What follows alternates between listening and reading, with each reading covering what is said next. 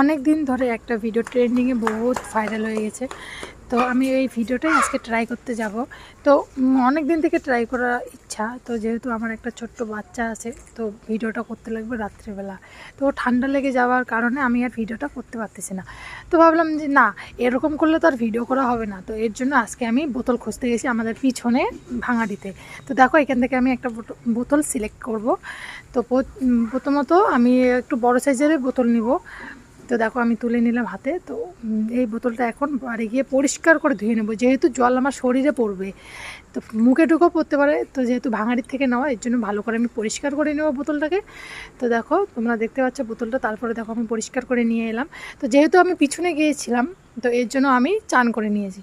তো ওইখানটা অনেক কিছু নোংরাও থাকতে পারে, যেহেতু বর্ষার দিন একটু কেমন লাগে, শরীরে গা খিটখিট করে। তো আমি চান টান করে আমি দেখো এখানটা বসে পড়ছি, বোতলটাকে ফুটো করবো। তো এখানটা আমি একটা